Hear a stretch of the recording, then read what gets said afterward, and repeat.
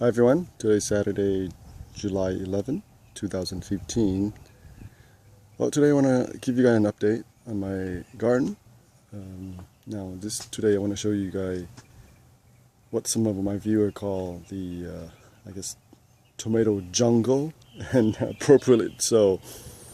I also have dragon fruit here, but I want to show you the dragon fruit in a different video. Right now I'm going to focus on some of these tomatoes. This is all volunteer tomatoes. So initially they were just sprouting all over the place, and literally hundreds of them. And I just completely got rid of a whole bunch of them and maybe left 8 plants here at each pole here, you can see.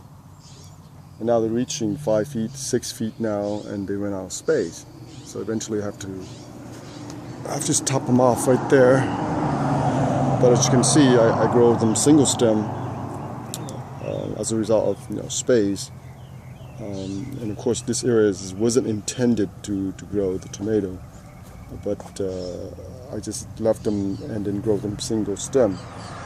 Surrounded the dragon fruit plant. So it was kind of nice because the dragon fruit gets some shade during the really hot and dry season in Southern California. But if you look at all this tomato, they are loaded up with fruit. I mean, single stem, it's really my way of growing tomato because you get really good quality fruit. And like I say, if you grow enough of the plant, here's more than 8 plants, and every branch you see it's loaded with tomatoes, clump of tomato. And this guy actually fell off. Oh my God, I need to stick this one up. It was all up here like this, and I didn't stick them up, so now they completely falling over because of the fruit is heavy and just keep pulling it down. So I eventually have to tie it to a stick or something. Same thing with this one here. This one is really nice. And when you look at this clump of tomato, look at that. Look at that clump of tomatoes. And look at that. They just amazing. This is really a simple way of growing it, and to keep it simple and to keep it really neat. But it does require a lot of pruning. So right now the plant is really growing out of control. I need to prune it back. A lot of suckers here, and again this branch also bend down because it's too heavy. And look at this, all this fruit here, so many fruit here. Look at this.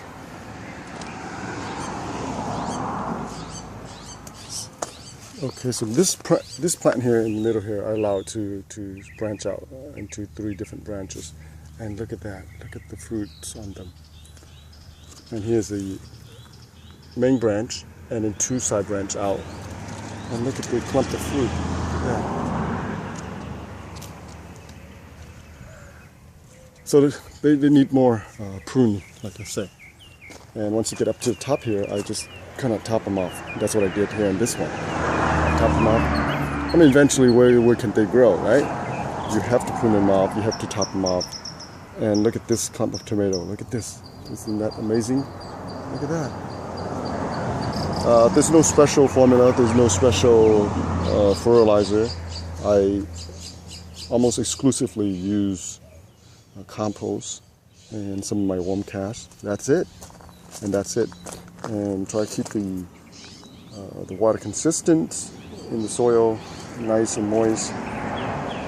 And believe it or not, they like to be shaded a little bit because in California it's desert-like weather conditions, so it's really hot and dry, and if you don't cover it, if they don't get some shade, they'll probably dry it out very easily. Even though tomato, they like the sunlight, they like the heat and the sun, they will really suffer in a scorching 95, 100 degrees of weather. So that's all this here next, or surrounded by they all surround the dragon fruit plant, and the dragon fruit is right smack in the middle. You can see there. Then I moved some of them over on this side. You can see here. again, I single stem them up. They don't grow very big. That's why I wanted to keep them really, really manageable, really small. And again, when you grow single stem, at the starting about 12 inches, they will produce fruit clump like this. And every 6 inches, they will produce fruit clump. See that? From here, there, there, and they keep going like that. And every plant seems to have the same repeat pattern. That's how I notice. Look at this. Look at that. Up. And again, this one I need to prune them up. Eventually, by 6 feet or so, I will top them out. And again, every plant repeat the same pattern. Every 6 inches, there will be a clump of fruits. Keep going. Same thing with this one.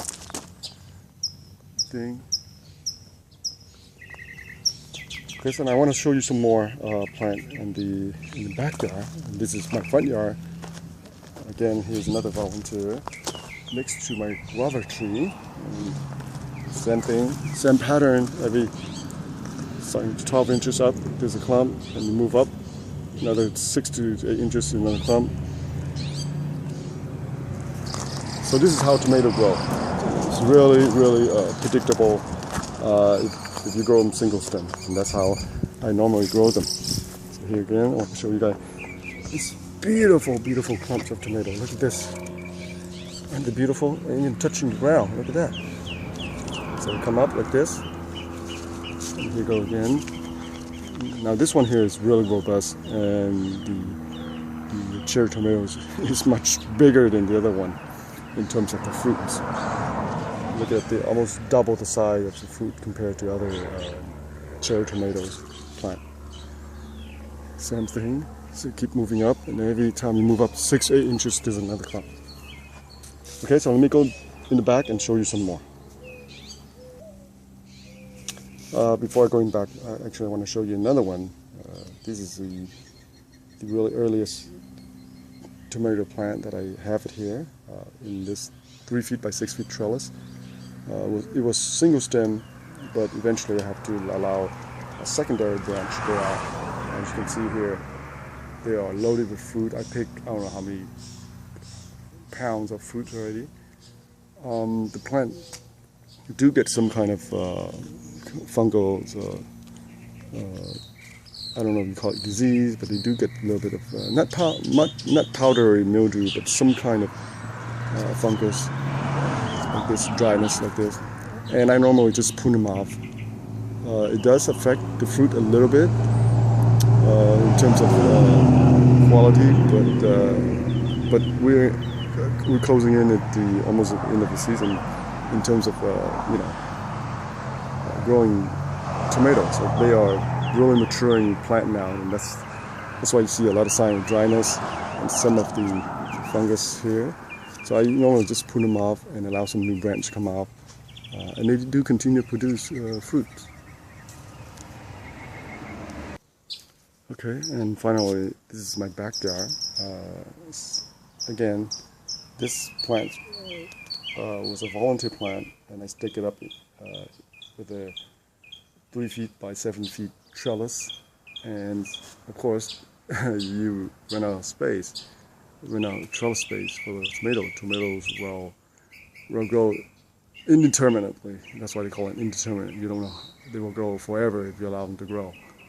They just branch out everywhere. You can see here on top they're over 7 feet. Initially it was single stem, then I allow 1 more branch, 2 more branch, 2 side shoots. But once they get to the top, they have nowhere else to go. So eventually, again, I have to top them off and prune them off. And this plant is loaded with fruits, you can see here. And I already picked a basket full of fruits here.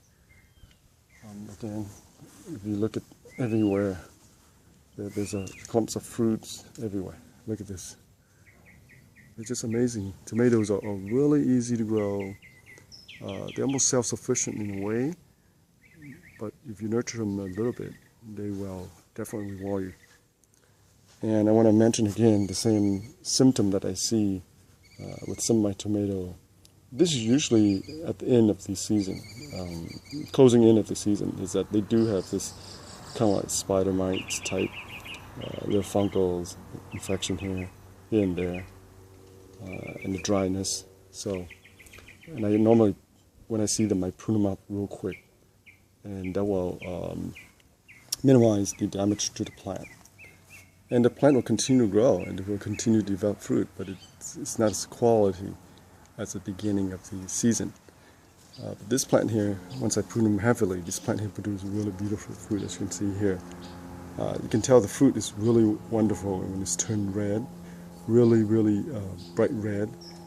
And also another indicator is it's the glossiness of it, not just red, but has a very luster. I call it luster, glossy, like gold. It has a very luster to it. So if you go to the store and buy the tomato, they don't have the luster because some of those tomatoes, almost all of those tomatoes were picked green. And when they pick them green, the plant, the fruits are not ripened on the vine, so therefore they don't have the luster. Tomato, even when you pick them green, if you leave them long enough, they will turn red. But it's not the same as ripened fruit on the vine, and they have this beautiful luster. You can see. I don't know, my camera can capture this, but I think you guys know what I'm talking about. They're not just red, but they have this shiny coating on the fruit, and that's really the difference between ripened tomatoes and a green picked tomato. You can only find it when you grow it organically at home. And I noticed that.